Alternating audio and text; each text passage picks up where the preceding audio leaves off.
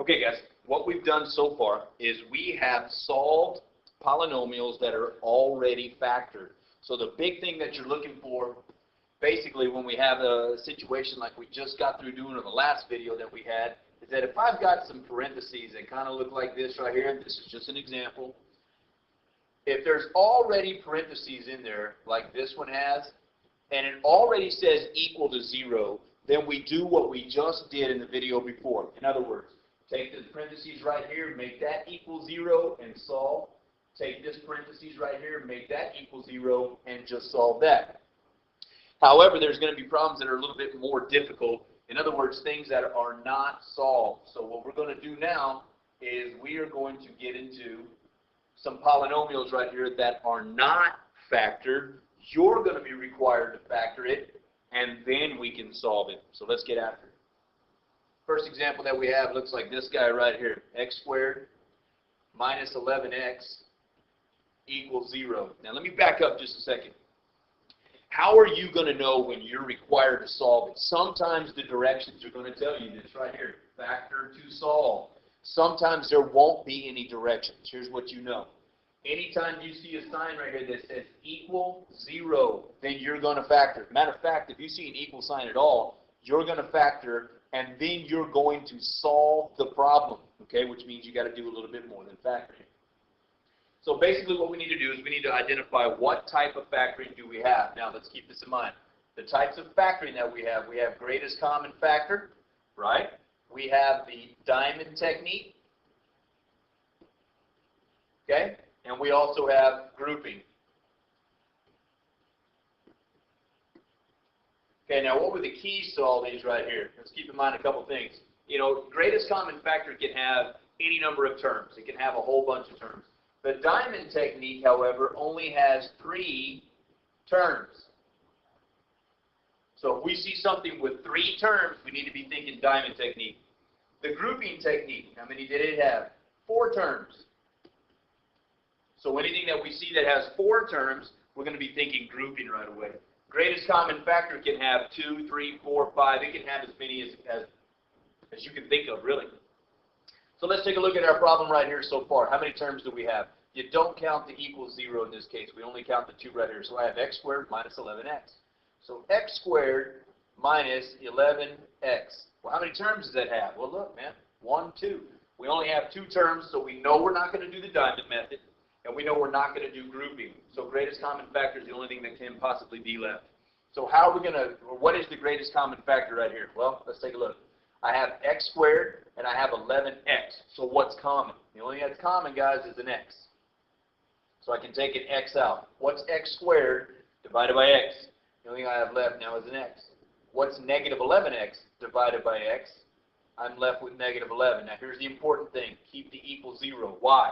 Because you need an indicator that tells you I've got more steps to take because I've got to solve it. Now recall, what did I tell you about a number or a variable that is outside of the parentheses by itself? What is that guy going to be?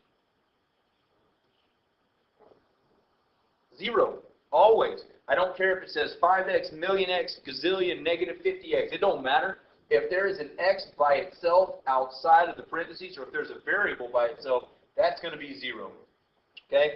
Now the next thing that we have, take what's inside the parentheses and make it equal to 0. So x minus 11 equals 0. How do we solve that? You need to add 11 to both sides. And this is what we find out. So my 2 answers in this case are solved is that x is equal to 0 and 11. So there's the first one. I had to factor it, then I had to solve it. Okay? And the big key, it says equals 0. Let's go on to another example where I change things up on you a little bit. All right, let's pick some new colors here. Let's go with this one. Next example I have looks like this. A squared, big deal, minus 3a equals 40. First things first, does this problem say equals 0? No, man, it says equals 40. So here's what you're thinking right away. I want to get the 40 over here with all the other stuff. How are you going to do that? Well, let's take a look. And what kind of number is 40? 40 in this case is a positive number, which means that I've got to do this. Subtract 40 and subtract 40. So over here on this side, you're left with 0. 40 minus 40 is 0. A squared. Does this have an a squared in it? No, so they're not like terms. So a squared stays alone. Here's 3a. Does that have an a in it here? No, so they're not like terms. So that stays like that right there. The minus 40 is all by itself. So now I set it up like that. Now the question becomes this. How am I going to go about factoring this? Well, how many terms are here? I've got 1 term, I've got 2 terms, and I've got 3 terms. Typically when we have 3 terms, what's the idea that we're thinking, or what technique should we be looking at? Diamond technique, you're right. So in this case, I need to set up my cross right here. And what am I going to have to do to fill things in? Well, remember, up here is a times c, or the first number out here, times the last number right here. And then down here goes the value of b. Where's b? b is right in the middle, okay? So when I go about multiplying this, the first number is 1, and the last number is negative 40. So 1 times negative 40 is negative 40. And in the middle, the value of b, negative 3. All right, now we need to find this. I need to find factors of negative 40, or 2 numbers I can multiply together to get negative 40. Keep this in mind now. It's a negative number, so one of the factors has got to be negative, and the other factor will be positive. What are the factors of 40 that you know? Hopefully you can go right to the idea of 8 times 5. What is 8 times 5? 8 times 5 is 40. However, we need to be negative 40. So let's do this. Negative 8 times positive 5. Negative 8 times 5 is negative 40. Negative 8 plus 5 is negative 3. So guess what? I just found my factors. Now let's write this guy out. So factored now, this looks like this. A, I've got a negative 8 right here, so a minus 8, and a plus 5. That equals 0, okay? Guys, there's really not much work to do here, so I'm going to show you a little shortcut. When the variable that's sitting right here has no number in front of it, I'm going to take the number right here and throw the opposite sign on. So in this case, the value of a is going to equal to, well, what's the opposite of negative 8? How about positive 8? And over here is the same thing. There's nothing in front of the a. So what's the opposite of positive 5? How about negative 5? There's the solution. So now I actually had to solve, and then I had to, I actually had to factor, and now it's completely solved right here. Okay? Third example is going to look like this, and it's going to be the most difficult example that I have. We could get crazy with some of these examples, but I don't think that's entirely necessary. So here comes the last one for you. X cubed, wicked already, plus 2x squared is equal to 15x. All right, let's not panic. Let's take things in stride, right? Okay, number 1. I've got an equal sign. You've got to solve this. How are we going to solve this? We've got to factor. If we're going to solve it, what do I need to have written over here? I need to have a 0 over there. So how am I going to get rid of the 15x? What kind of number is 15x? It's positive. So the opposite of add, or the opposite of positive, is negative. Subtract 15x from both sides. What do we have? Well, there's x cubed. That's only an x. They're not like terms. That's x squared. That's only an x. They're not like terms. So the only thing that's left now is the negative 15x. What is that all going to equal to? 15x minus 15x is 0. Now, does it say equals 0? Obviously it does. Now we need to look over here and we need to factor. Okay? A couple of questions now. Which technique of factoring do we use? Greatest common factor, diamond technique, or grouping? Number 1. How many terms are there? 1, 2, 3. So we know it's not going to be grouping. Okay? We're thinking diamond technique, but hopefully the question in your mind is, wait a minute, it says x cubed, and the diamond technique works for us the best when it says x squared. Next thing then, let's look at this. Is anything in common between these 3 terms? Here's an x cubed, and then here's 2x squared, and here's minus 15x over Hopefully you heard the enunciation I was making there with the x, because the greatest common factor in this case right here is going to be an x. Divide the whole thing by x, and what do we have? Now it looks like this. X squared plus 2x minus 15. Now that equals 0 right there.